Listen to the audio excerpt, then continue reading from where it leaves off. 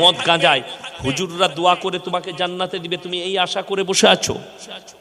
কোরআন বলছে শোনো, সূরা আরাফ প্রথম পৃষ্ঠা, ফালানাস আলান্নাল্লাযীনা উরসিলা ইলাইহিম ওয়ালা নাসআলান। সমস্যা নাই, আমি কিছু বলছি না, আমি তুই তোমার বাসায় যাও। বাংলাদেশের আইন কতটা জঘন্য হইলে এর মতো একটা মহিলা ধর্ষণ মামলা আমাকে দিতে পারে? 50 বছরের একটা মহিলা আমাকে ধর্ষণ মামলা দিচ্ছে। তাকে কিভাবে ধর্ষণ হয়? তোকে কিভাবে ধর্ষণ হয়?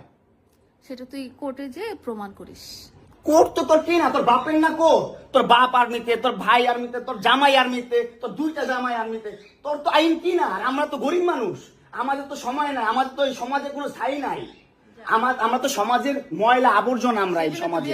আর তোরা হচ্ছিস সমাজের অনেক উচ্চ মানের মানুষ, অনেক ক্ষমতাবান মানুষ, এই জন্যই নাকে দড়িটা ঘুরাইতেছিস আমাকে, তুই বুঝছিস? হ্যাঁ, বিএমডব্লিউ নিয়ে যোগ্যতায় চালাই, তোর টাকা দিয়ে চালাই না, যে যোগ্যতা চালাই, কামাই করে চালাই। হ্যাঁ, বড় লোক হইতে পারবো না?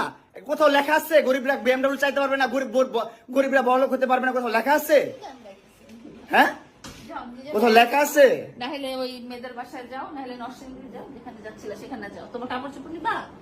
অবশ্যই নিব, দাও, ব্যাক করে দাও। লায়লার অবস্থা, আর লায়লা কি করতেছে, এই কচি ছেলেটার, গরিব মানুষের ছেলেদের আসলেই টাকার লোভ দেখিয়ে এরকম বুড়ি বুড়ি বড় লোক মেয়েরা এরকম করে। আসলে গরিব সন্তানদের উদ্দেশ্যেই বলতাছি, গরিব ভাইয়েরা আপনারা এরকম লোভে পাপ করবেন না, এরকম মহিলাদের পিছে আসলেই ঘুরবেন না, আপনার জীবনটা নষ্ট হয়ে যাবে। এই যে দেখেন এখন মামুনের কি অবস্থা,